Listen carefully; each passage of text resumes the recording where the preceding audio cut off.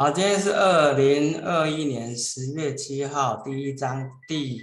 10次上课哈。好，那我们就要教1至7哈，化学气象沉积跟介电层哈。那化学气象沉积里面有这3个最重要的沉积技术，目前叫低压的LPCVD， 再来是电浆 Plasma Enhanced 的 CVD， 还有 Atomic ALD 就是原子力沉积啊。那我们比较一下所谓的化学气象沉积跟之前我们讲的 Thermal Growth 热氧化的差别啊。那 Thermal Growth 的话，它会消耗你长二氧化系的话，它会消耗硒，会消耗硒本身，对不对？会消耗硒本身，对不对？那会消耗硒本身。那你如果是用 CVD 化学相沉积，你是直接长在上面的，所以你不会消耗硒。所以在后段的制程我们都是用这种去长这个氧化系的，因为我不能再伤害最重要的 MOS 那个 silicon 的表面了。我 MOS 做好，你不能再伤害它了。我最宝贵的这个核心的那个结构已经做好，你不能再伤害它了。所以在后段的制程都是用所谓的 CVD 的来去长这个介电层。那介电主要50%是阿塞比较多啦，当然还有其他介电层不过原理大同小异啦，只是它的反应物不一样而已啦好。那你可以看到我们这个细节我就不讲了。你可以看到后段的话，像 STI 也是用那个CVD 长的化学气象沉积那现在是挖一个深槽，再用 CVD 填进去。那这边也是用 CVD， 这边也是用 CVD， 这边也是用 CVD。只有在前段，我为了做一些细生氧化层或是离子布置 screen oxide 或者长 gas oxide 或是长一些有需要 oxide 的地方了那我们才会用那个thermal growth 的thermal growth 的但是在这个前段以后做完 MOSFET 以后，再也不能用 thermal growth oxide 了。一个是第一个它会损耗硒，第二个它热预算太高。CVD 的温度都很低啦 ，CVD 的温度都很低啦，CVD 的温度好 ，CVD 就是化学气象沉积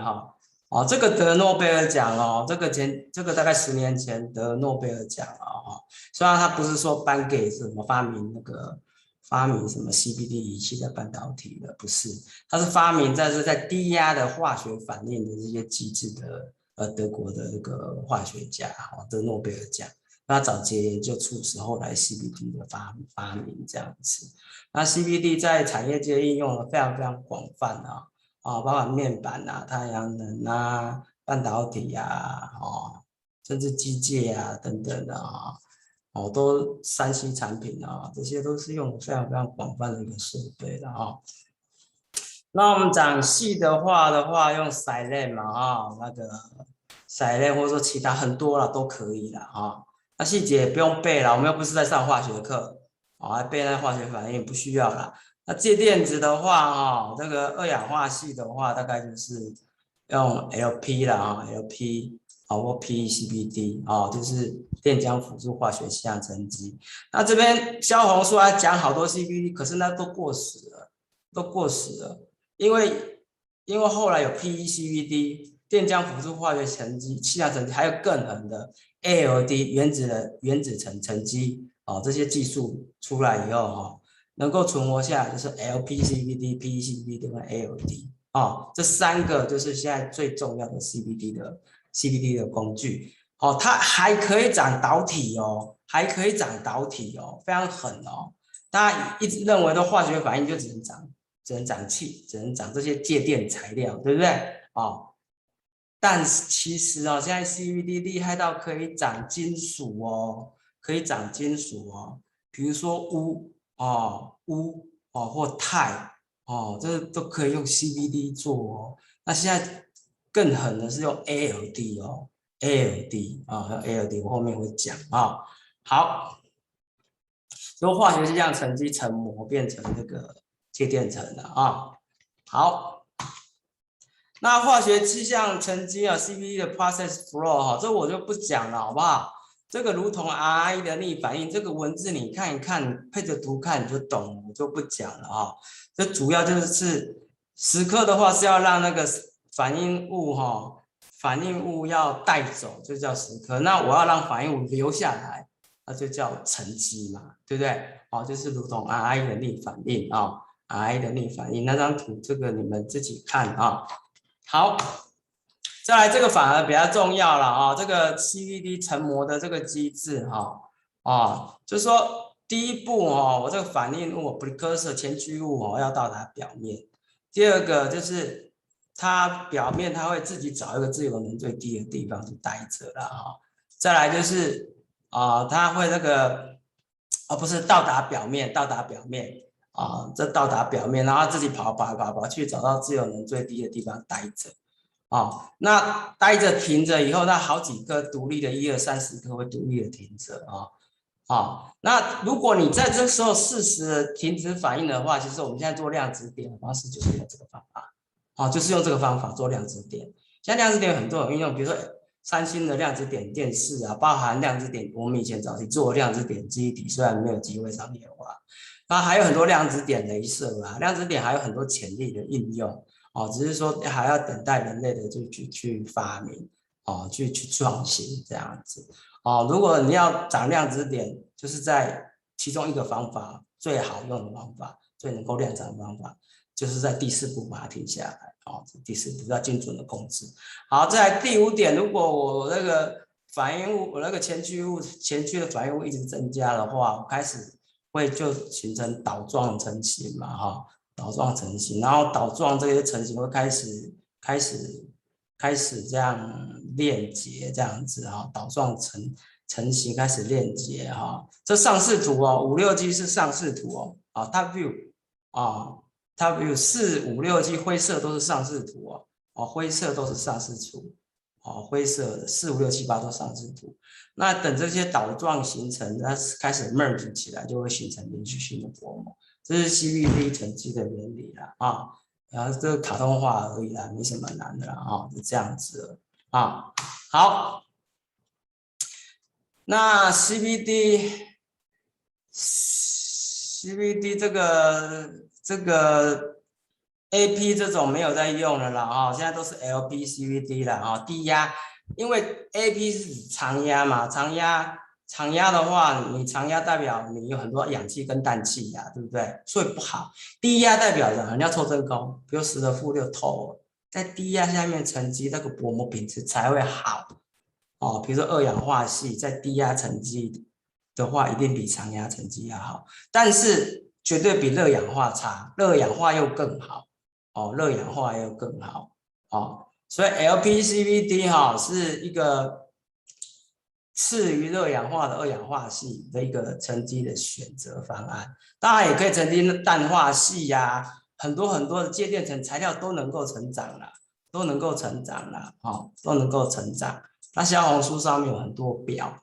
就说 LPCVD 你可以成长哪些材料，我看一下在哪里在369页，大家记一下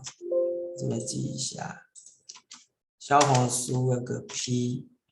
它有很多表，369页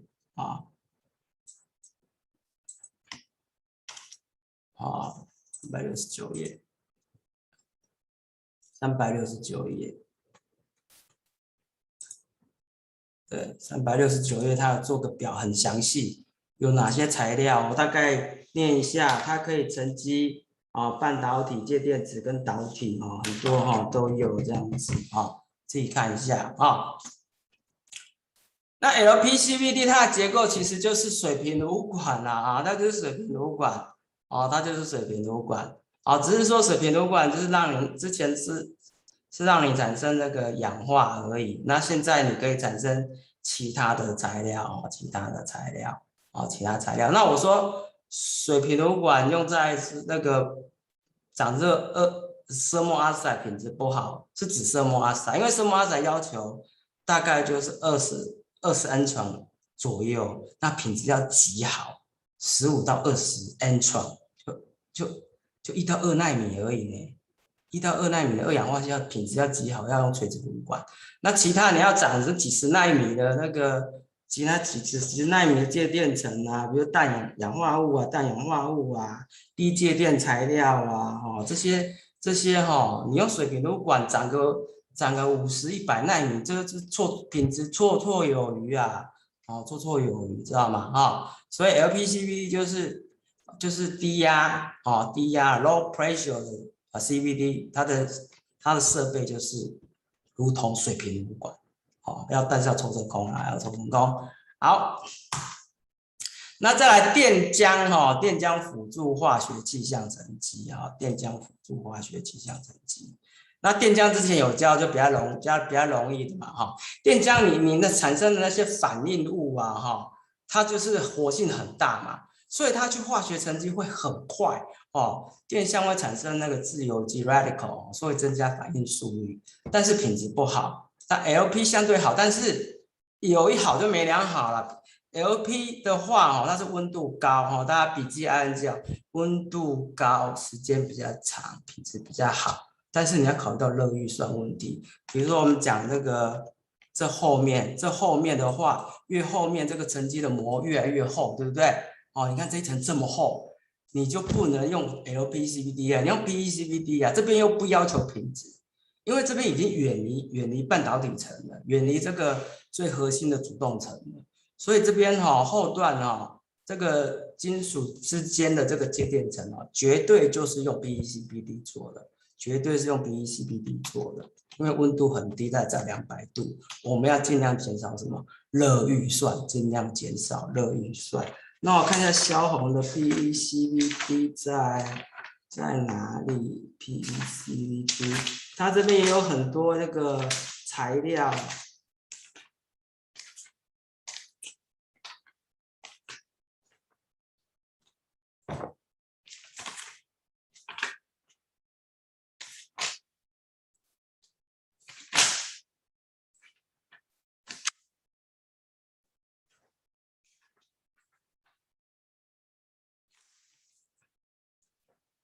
大概在400，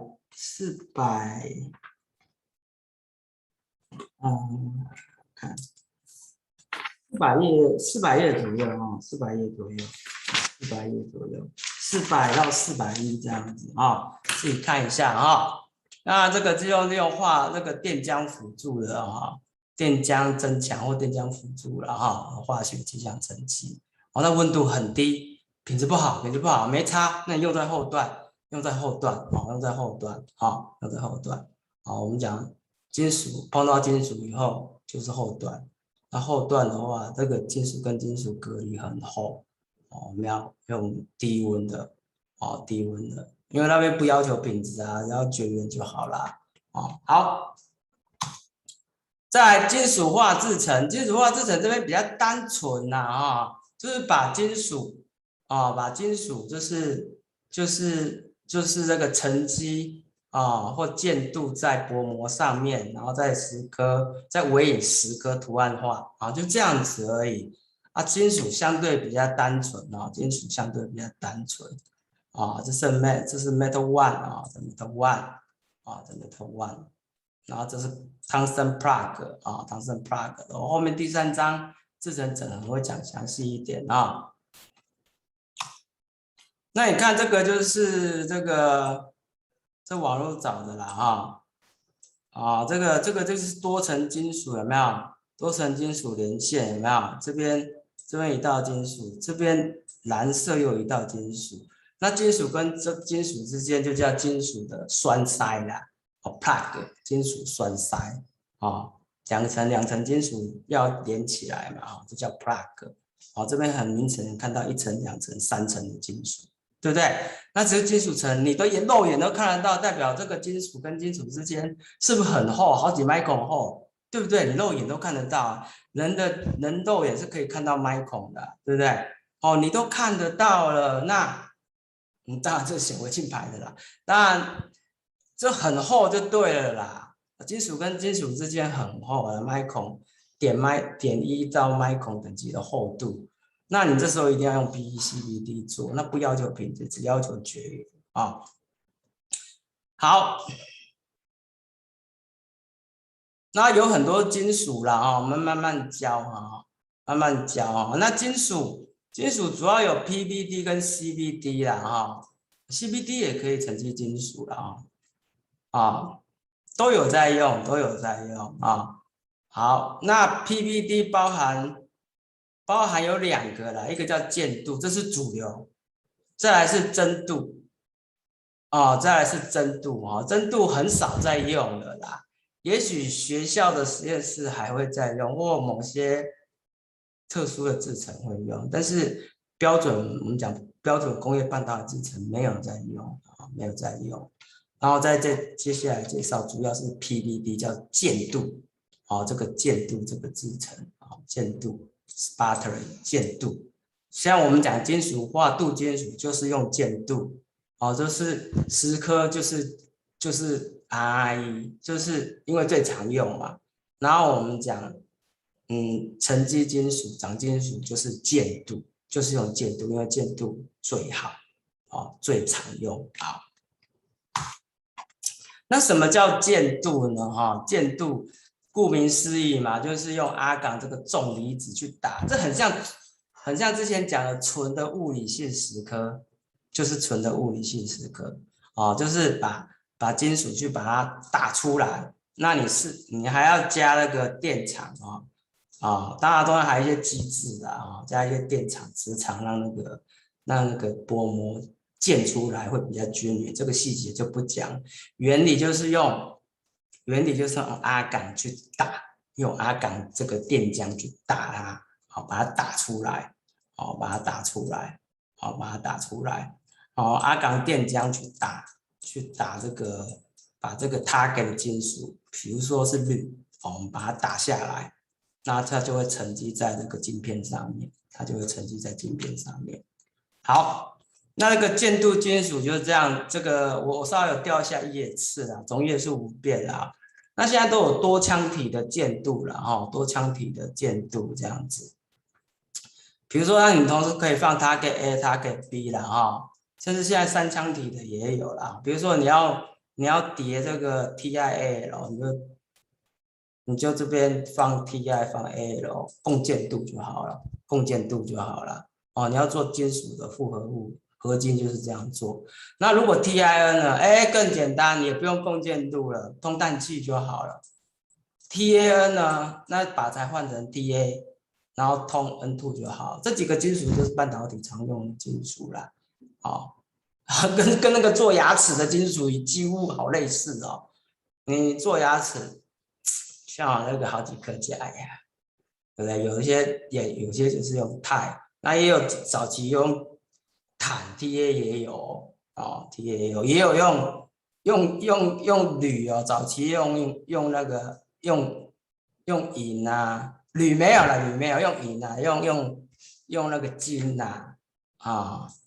还有银哦都有，好像做牙齿好好笑啊，做牙齿的金属跟做半导体金属是一样的，好好笑。好，那个 TiAlN 呢，那就是共建度在通氮啊，就这样，这就是这几个金属，这个半导体常用就这几个金属啊，还有钨啦，好，这也不用硬背啦，那个多念几次，后面第3章是人整的，多念几次你就知道会哪些金属是常用的啦。哦，你要控制一些温度啊，然后要产生那个电浆产生器一样，哎，这有一个电浆窗口，有没有？所以你有看到这种窗口都是电浆化的啦，电浆化的话，这个效率比较高。好，所以电浆是几乎在半导体是 AP 会的了啦。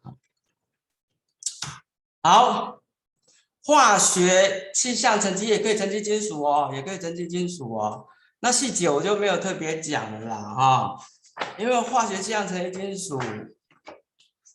像钨就是啦，钨就是这样，钨啦，特别钨就是啦，很多是钨，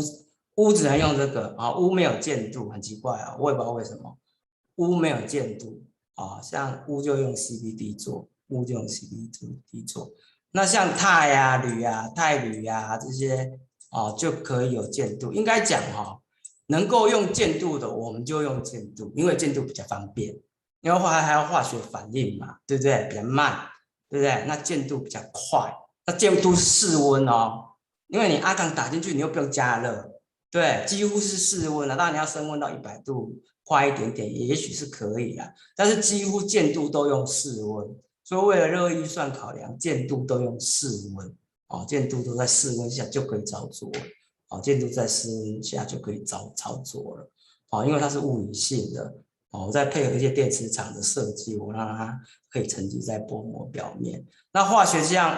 气象，你当然还是要一点温度啊，哦，化学反应才会进行的啊。好，那所以我们现在讲金属化制成，主要是键度，比较少部分是。CVD， 那 CVD 的原理就跟上一章讲上一节讲的，介电子沉积的原理是一模一样，只是你改长金属，你的前驱物合成以后变成金属而已，好，变成金属而已。但是绝大部分主流还是用 sputter 键度机，这个叫键度机。我们讲镀金属就是键镀基 sputter 啊。另外还有一个萧红就很多说了，那时候从那个古早讲到现在还有蒸镀，现在没有。我当学生时代有用过蒸镀了，就把那个一些金属的粒子放在那个锅炉去烧到1000度，然后蒸起来，然后好白痴哦。好像以前的那个炼铁啊、打铁啊那种，但是现在蒸镀留下来是 OLED 啦，OLED 这个材料只能用蒸镀。那现在大家手机面板，那个 Apple 啊，大家都喜欢用 Apple， 对不对？好，那个 Apple 的面板呢，都是用三星的 OLED 这样子。那 OLED 的话，因为材料有特性，OLED 是有机材料，它不能键镀，一键镀就死了，所以它要用低温把它慢慢蒸上去，啊，只剩下 OLED 了啊。我知道是这样，也许还有其他地方有用，我就不知道了哦。好，但是我们半导体回归正传，半导体工业标准就是键镀机 sputtering，OK。好，后面那个金属还有铜啦哈，铜我不能全部都教了，因为我觉得这边比较不重要啦。铜只能用电镀，大家知道电镀的制成嘛，对不对？啊，以前那个高中啊或大学普化实验都有做过电镀啊，对不对？用化学溶液，然后用通电产生电化学反应电镀，铜只能电镀，我也不知道为什么。如果你能发明 sputter 的铜，那实在太棒了。那现在铜只能电镀啊，只能电镀啊。那 OK， 这边还有一个小地方，就是说你不同金属层是不是要平坦的话，如果凹凹曲曲的，是不是？那你每个金属就好像这个立体的高速公路嘛，对不对？你每一层要至少隔一定的隔一定的高度嘛，对不对？然后要平坦啊，要不然路直接从那个10米，然后往下一下子坠到5米，不是很危险嘛？所以要做你要做平坦化啊，这边自己笔记抄一下哈。平坦化我刚刚写的哈，平坦化我们是用化学机械研磨啊，那这些在后段多层金属连线，我觉得不太重要了哦，不太重要，这知道就好了哈，知道就好了啊，这比较偏那个技术部分的啦哈啊，没有什么难度哦，没有什么难度，就看一看就会了啦。后面那个小红书翻一翻就会了啦，我就简单讲到这里了哈。那西丽莎有讲过了哈，我就不讲了哈，西丽莎就不讲了哈，西丽莎就不讲了哈。然后现在讲这个很重要，叫 ALD，ALD 现在超级重要，尤其进入奈米时代哦，从 FinFET 开始，这个 ALD 哦非常非常非常重要。那 ALD 的发明的是 Applied Material， 为什么 Applied Material 现在那么几乎跟那个 ASML 这样一样，都很具有战略地位这样子哦。ALD 啊，非常非常重要，原子层累积，它一次叠一层原子，哎，我的老天儿啊，对不对？我们现在已经进入原子时代了，ALD，那现在尤其所谓的高阶电层 High K High K 跟 Metal Gate 就是用在这个做最核心的 MOS 的制程一定要，因为现在元件很小了嘛，前段我们通常指元件很密集很小的地方是指前段，那后段这种金属层这边其实这个尺寸很大啦，它的这个尺寸很大这个尺寸很大它是以立体的空间来去换取它的尺寸的变大，而且金属如果太小的话，它的那个电阻会太长，它的寄生电阻会太大，所以后面多层金属连线是我们做到7层8层这样子，然后一层一层叠，然后这个线要宽一点，宽一点，然后我们就盖比较多层，容许它可以大一点，容许它可以大一点，而且是有时候是很多电晶体共用一个金属线这样子，所以金属线要粗大的，当然这也是大概是点几微米的制程啦，好，那前段就是尤其是指大家，我看一下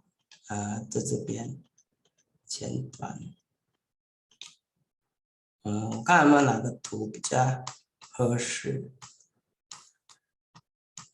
好，假设前段这是 High K Metal Gate 好了啦，这个是 High K Metal Gate， 在这是 High K Metal Gate， 这是 High K Metal Gate， 这个高阶电层跟金属杂极，那这边是不是很小很小，对不对？很小的话，你用键度的话已经做不到了，已经做不到了。然后你用 LPCVD 或者色墨阿萨也做不到了，也做不到了。要改用什么？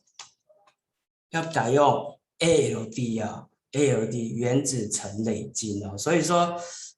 原子 ALD 原子沉积技术原子沉积技术 ALD ALD， 比如说现在讲aluminum oxide、titanium oxide、TiA、TiA。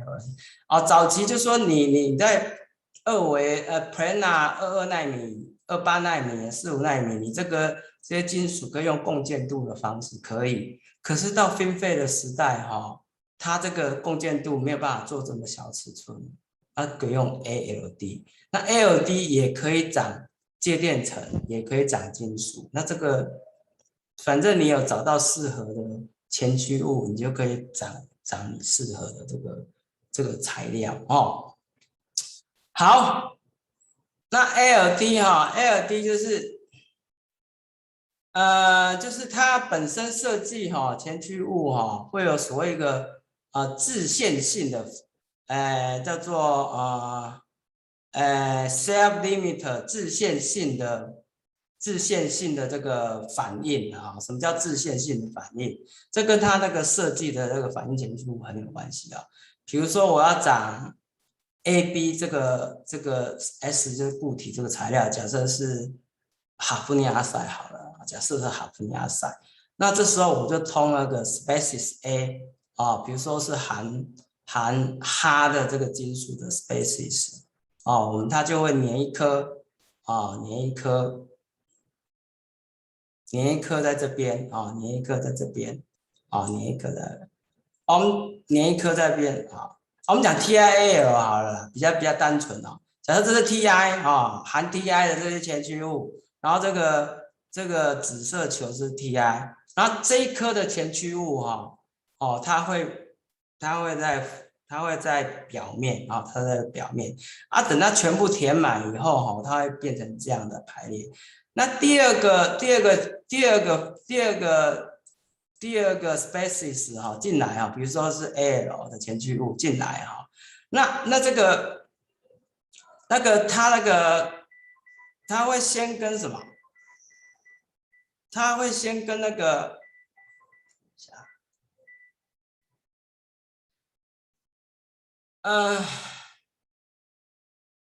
它会先跟这个 A 去反应哈，A 去跟它反应啊，A 去跟它反应，然后呢，然后它的 B 的这个前驱物哦，会限制它在反应，会限制它在反应，啊，会限制它在反应，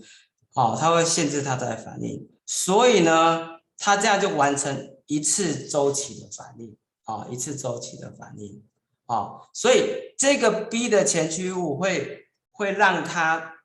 会自限性，就是说你后面的 B 我不再跟它反应，我只会跟 A 反应的。哦，我只会跟 A 反应，所以你看这个 B 哈留下来，那时候 A 又可以再通进来了，那 AB 就这样叠起来，AB 就是这样叠起来，所以它这个，所以呢 reactant 哈反应物或是前驱物哈驱策到表面哦，它是交替式的，就是说你通 A 的反应物进去。然后关掉，那再动 B 的反应，那 AB 会也反应，但是 AB 反应的时候哦，它会限制住，它会限制住。等你再开下一个 A 哦，它才会再跟 B 反应。所以 AB 这个一次形成这样一层的哈，就叫 sept limited 啊，sept limited 哦，就是那个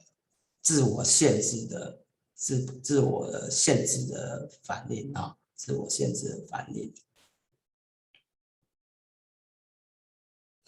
好，这个就是那个这个就是化学式是这样啊，AXN 加 BYN 啊，AB 啊加 XY 啊，SY 是可挥发气体，它一次就反应就是一个 AB，一次就 AB 了。submolar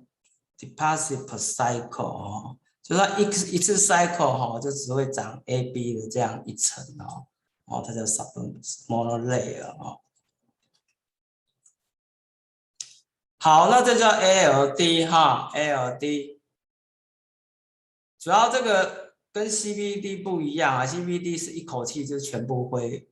随着时间会慢慢的全部一口气合成这样子，那它是一层一层，主要就是设它的这个官能机哈会限制哈，它只会一层一层的，一层长啊，一层一层长这样子。好，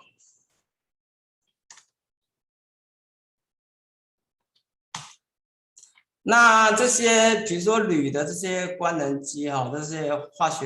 有机的化学合成家很厉害哈，他们都可以找到这种自限性的这些反应的这些前驱物的气体啊，哦，像阿鲁米啊、卢亚塞啊、斯隆阿塞啊，这些都可以做用 ALD。那现在随着时代进步，越来越多材料都可以用 ALD 做了，哦，几乎我觉得LPCVD 跟 PDCV 可以做的材料，ALD 甚至都能做，比它还要多。所以 ALD 现在是非常一个强有力的一个在八海工业非常重要的一个一个一个设备啦，哦，一个设备跟它的制成啦。当然，你杀鸡也不能用磨刀啊，你后面那个多层金属连线用很厚的阿塞，结果你用 ALD 做，你要长一天啊，不可能啊。那作为 ALD 都是用在前段的，ALD 都是用在前段，特别是所谓的高阶电层，取代杂基氧化层的高阶电层，以及金属杂基，还有可能现在那个钨的 tungsten plug 可能也用 ALD 做哦，或 silicide 我们是钛视力闪那个钛可能也是用 ALD 做，因为薄薄一层就好了，而且厚度要精准，所以很多前段支层应该都是用 ALD 做的，应该都是用 ALD 做，我可以大胆的猜测啊，都是用 ALD。像我们现在几乎能用 ALD，我们也用 ALD 啊。现在那个这几年那个国家实验室有啦，那个柜仪中心也都有啦，LD 的仪器越来越普遍了，哦，所以几乎就是以后大家做研究尽量就是找比较先进的仪器啦，先进仪器它做起来的东西比较先进，比较特殊，特性也比较好，甚至比较奇异的现象，哦，好。那这边就是 LD 的这个 LD 的这个详细说明了哈，你们自己再截录重点，考试自己截录重点回答了哈。啊，它主要是利用自我限制的反应的哦，A 跟 B 之间反应就停了，那再痛 A 要才能才能那个才能再跟 B 反应，要 AB 这样子。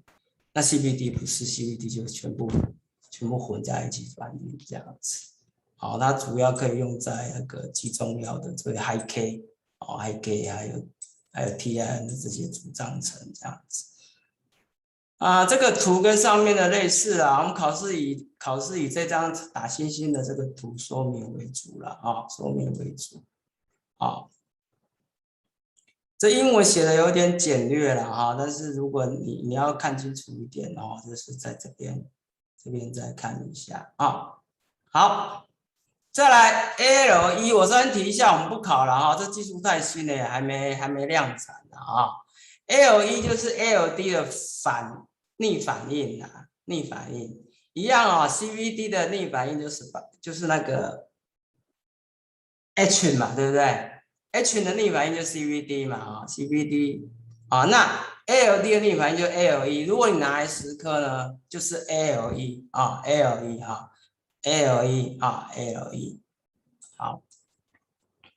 ，ALE 的话啊，这个就是我还没有详读它怎么达到自限性反应的啊，所以我自己还没详读，我也不敢说拿来考你们了啊。哦，这个也蛮新的技术了啊，蛮新的技术了啊，太新了，所以我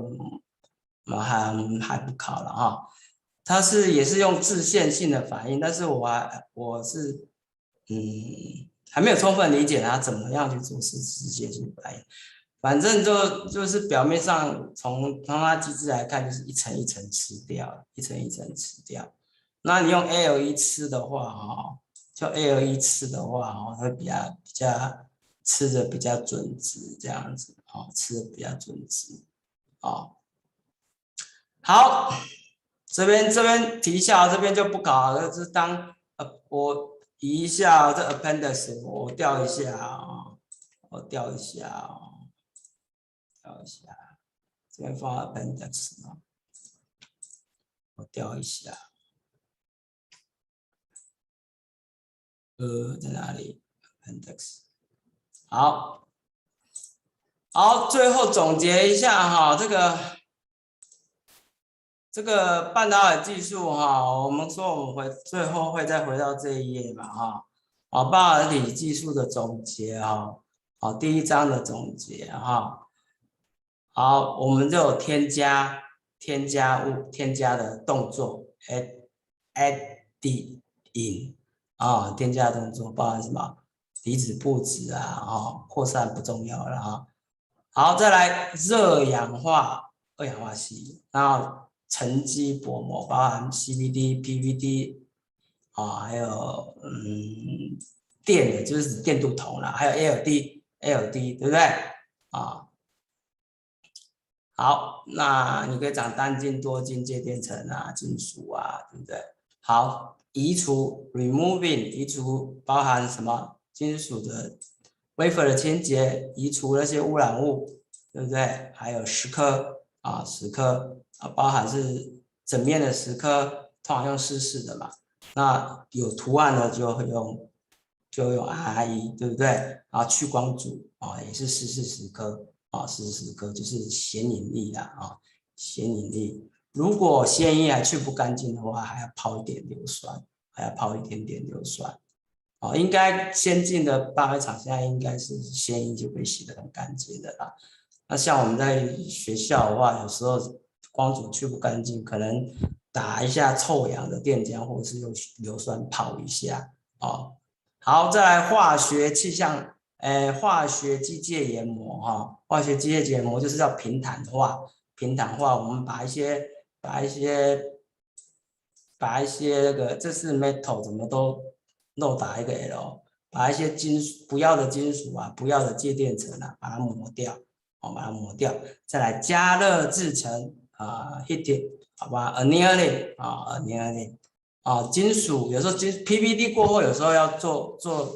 退火啦，就退火一下，那金属会更致密，因为你想想看啊，你用阿亮去打的，比如说打铝进去。那铝重新一层一层叠上去，其实彼此之间铝跟铝之间可能有点间隙。那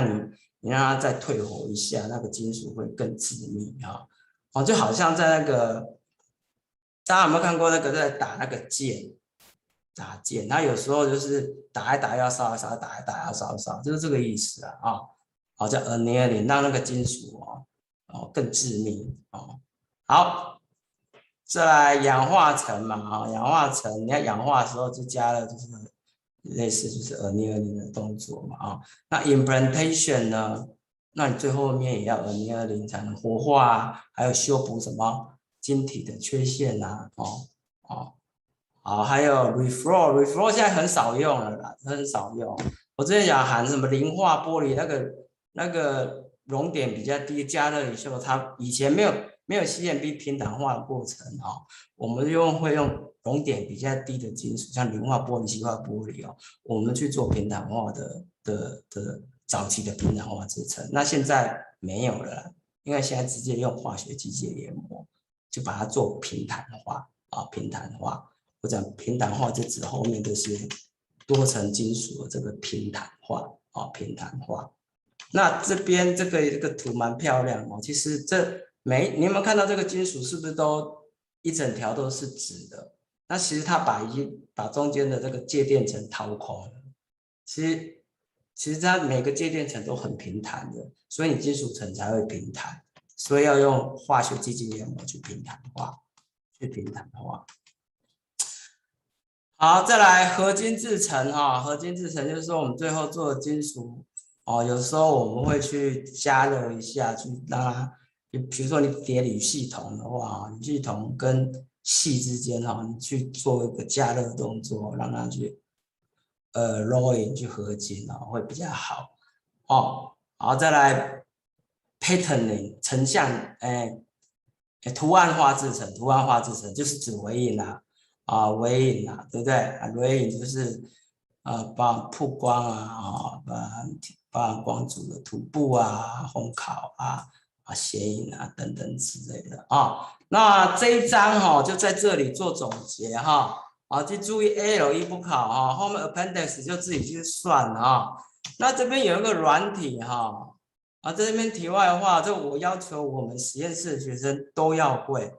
我们实验室的实验生都要会。那如果你是研究生，你研究主题是半导体相关的，我建议你也去摸一摸这个软体啦。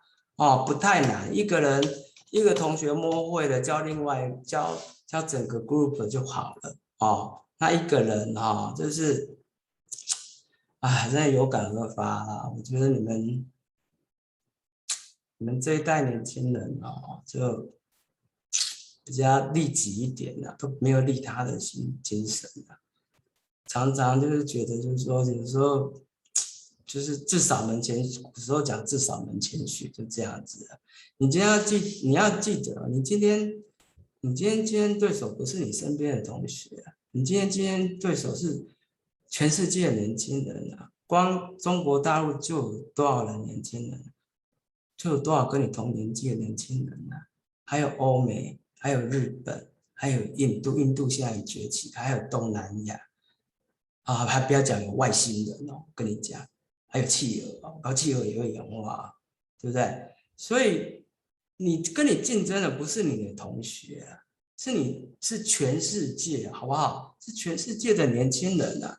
哦，你今天大家在这个同样在这个清大这个校园里面，大家不互相帮助，哦，不互相扶持，不互相帮助，不形成有力的强有力的互助团体，大家互相学习砥砺的话，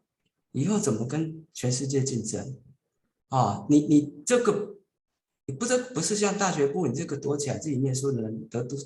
书卷奖是好棒棒哦。哦，在我们研究所老师的眼里，或是以后职场能力，你是要有跟人家合作的能力，那也要有领导的能力哦。哦，不是说一个人躲在旁边这样子当这个宅男宅女这样子，然后念书啊，这没有习题解答哦，到做研究没有习题解答了，没有解答本了，没有详解哦，没有考古题，考试还是像这个课堂课还是有考古题，你还是考试可以很好啊。可你要出论文呢，你要发明手机呢，你要发明电动车呢，你要发明新的一个崭新创新的一个3C产品呢，你要发明那个破坏世界的一个商业模式的，请问一下，有人教你吗？有人会教马克思吗？有人就会教祖克伯，有人会教比尔盖茨吗？没有，一个都没有。所以说啊，真的，你们真的要赶快学习互助，不要这个自扫门前雪啊。会的同学就教不会的同学，大家互相帮忙。好，好，这以上这是小小的建议了啊，那参考看看啊。好，点到为止。好。好，我们这节课就上到这边了。好，这个模拟软体蛮有趣的啦。哈，那当然是你，特别是半导体专业的学生，一定要会啦，一定要会啦。哈，这一定要会的，一定要会。好，尤其我们实验室一定要会啊。我那个学期末我会抽考，我实验室的学生，我实验室 OK。好，就这样子了。好，拜拜。